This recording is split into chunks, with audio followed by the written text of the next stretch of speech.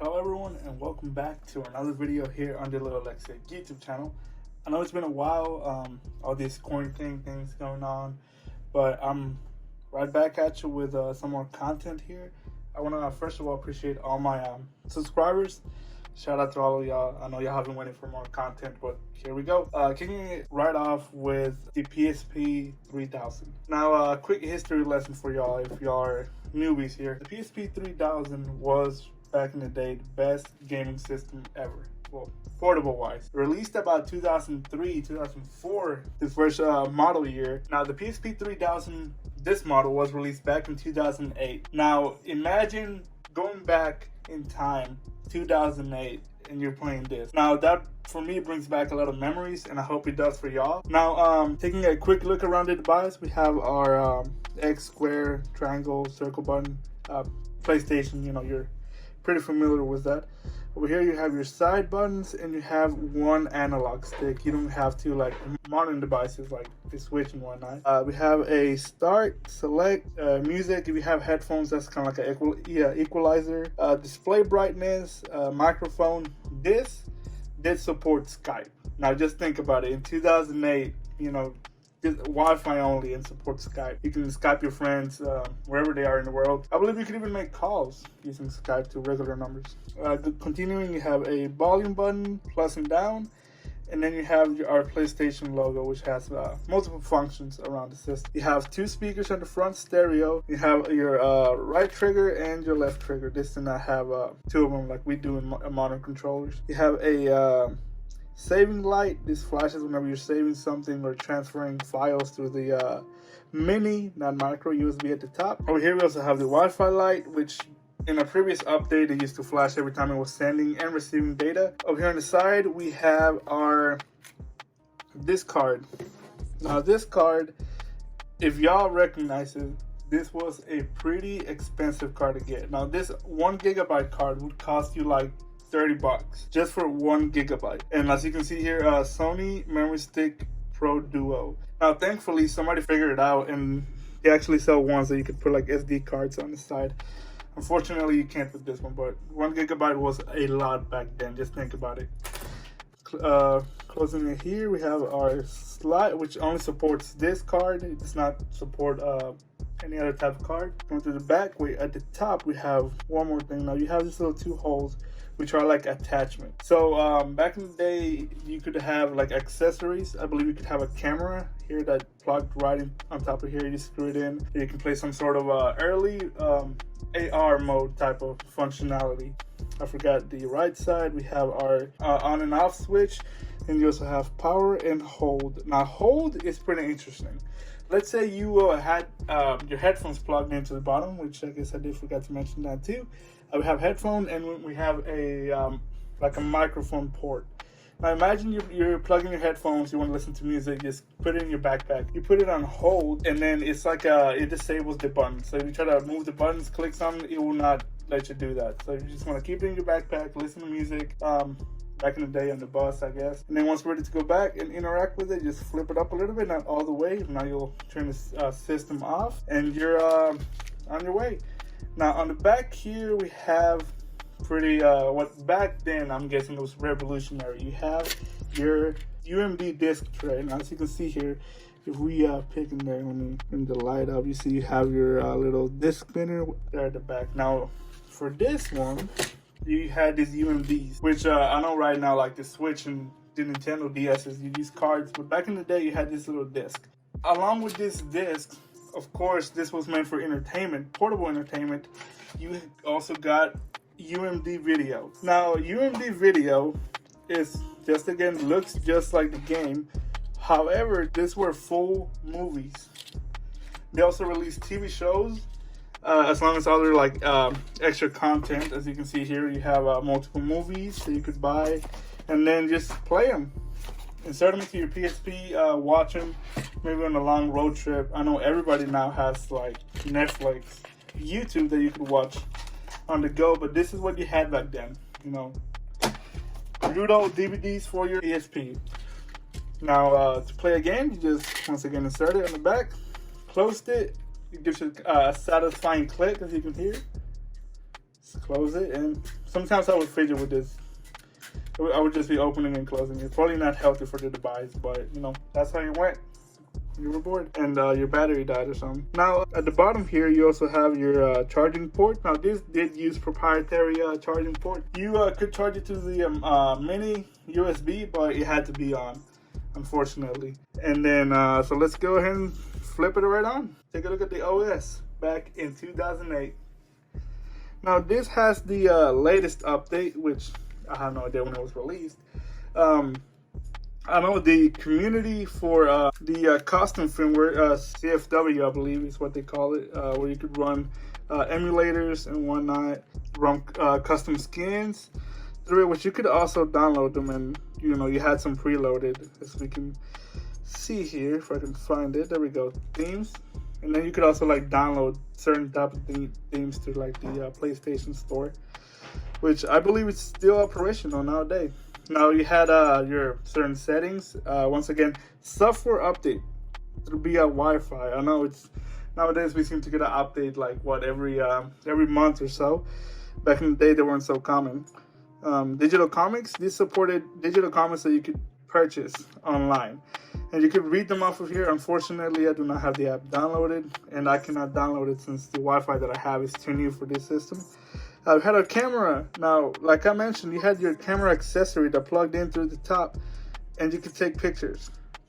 You have your gallery, which you could sync pictures to it. Music. Now, it came with a music streaming app, if you can believe it. This back in 2008. Now, unfortunately, the app probably doesn't work anymore. It also came with Sends Me channels, which is kind of like radio in a sense. And then you could also sync music to your PSP from your computer, like it used to be really common back then. Nowadays, you have Apple Music, Spotify, pretty common for nowadays. And then, like I mentioned, you're listening to music, and you want to put it in your backpack, put it in your pocket, since this actually fit pretty good in your pocket. Change the song here. You press hold, and the buttons are disabled until you swipe it up, and they're back to functional. Moving right along, you actually had video. Once again, you had the movies, but you could also sync, like for example, you had movies that you purchased digitally, you could sync them to your PSP and watch them on here. And of course, games. Now, this is one of my favorite things. It gives you a preview of the actual game before you start on it. Now, this game, for example, this is one of my favorite games. I guess the PSP pretty much, like, I bought it just because of that game. You know, it brings back memories. And I just started right off. So let's see. Let's get a little play action here. As you can see, it's loading here. It's funny, nowadays we have so much games that we can play on our phone. For example, Fortnite. I have it installed on my phone, and the update that I got the other day was for 15 gigabytes. On a phone, just imagine that. That's like 11 times what this game, the size of this game. And on your phone, that is crazy. As you can see here, it gives you kind of like a little preview. Put the volume up. Also, like I mentioned, this button has like multiple functionalities, and it is how you quit the game. So let's say you want to go back to the menu, you press here, and then you quit the game, and it brings you back to the main menu. And it also shows your volume, so you keep going up, and then you have the game here. Now, as you can see, the game looks great on this 480 by 272 display. It's not the crispiest in the world. I believe if I zoom in a little bit, you can kind of start to see pixels, but that's until you get pretty close to it. And you know, I mean, whenever you're playing, you are kind of close to it, but not really. So let's go ahead and start. Go to profile here, and yep, Lil'X. Now, the loading times on this particular device weren't so fast per se. They were kind of quick, but they were not the fastest loading times. That's one thing that you kind of got used to, was waiting for the load time. But as you can see here, it's not as much. Now, I know we're used to our brand new iPhone, brand new devices for mobile gaming that just loads like that. Unfortunately, back then, 2008, we did have to wait a little bit, but you know, we didn't mind. As long as we had a PSP, we were good to go. Now, I'll probably fast forward this a little bit, since, you know, it's taking some time. Oh, there we go, just as I said it. And as we have here, this game came with so many soundtracks. That's one reason that I love this game. It came with so many soundtracks, so many songs in it. It was just great to listen to. Especially if you didn't have any synced on your PSP back then, which I don't know what you wouldn't. Everybody did. As you can see here, T-Mobile, I guess, was a big sponsor of this game, and they're still around. But you know, this Sidekick, it's a great phone. I hope to review it one day here in Lil'X Tech. I'll probably look one up on eBay. But let's get out this way. Let's get to driving. As you can see here, starting right off, it's just giving me a whole guide. I've played this game before, probably restarted it. I played it on one of my own profiles. I want to play it. Come on, man. I know the start. I know how to play this game. I can show my subscribers here. Okay, I know the map. I know how to get to races. Come on. I don't have to fast forward this. All right, there we go. So back in the game. Turn the volume up a little bit. As you can see here, I'm not trying to give you a review of the game, but the purpose was to, you know, they would call you to go race somebody, and you would. Now, as you can see here, looking around the car, pretty detailed. Now, the drawing distance was horrible. For example, we were racing. As you can see, far away, you can't really see any cars until you got close, which kind of sucks, because then you would crash into them. But as you can see here, it was pretty good back then for a 2008 game. It was great. You can see here, do all sort of burnouts. You have like some features and whatnot. Now, quitting the game here. I know this video just pretty much dragged along. Just admiring this device in your hand now that we are in 2020 still looks great. In my opinion, the PSP was ahead of its time for everything you could do. It had a web browser, mobile web browser, which back then, you know, if we recall, you know, looking at the iPhone when it was released in 2007, it was revolutionary. It was a mobile, you got a mobile internet. You could go on the internet whenever you were around. As you can see here, you had internet radio, and if you have, I believe, a PS4 and a PS3, you could remote play on your PSP what you would play on your PlayStation, which is kind of like what the Wii U did. As you can see here, you had Skype. I believe it came pre-installed with every PSP. It was probably like a joint venture between Skype and Sony. Back in the day, we're going ahead and quit it since, you know, cannot connect to our modern Wi-Fi. Location free player is kind of like another music service, which is crazy. You know, you had all these music services on a 2008 device. Nowadays, you know, that's common. Manage your account, PlayStation Store, and information dashboard. Now, the PlayStation Store is where you can download and purchase games. And I guess beginning a new era where everything now is purchased online. You know, more people buy games online now than they would do it at the store with physical disc, which, you know, this one had. On the back of a small disc. Well, yeah, this was the PSP 3000. I really hope y'all enjoyed this video. I'm sure enjoy this device almost every day. I do not play it every day, but when I do, man, I enjoy it so much. It brings me back so many memories, and, you know, especially just opening it up, you know, having a ton of these collected. I know this device is getting expensive online. I believe on PSP is like $100 plus for this device, which once again was released in 2008. It's old, but, you know, it's like I said, it was ahead of its time.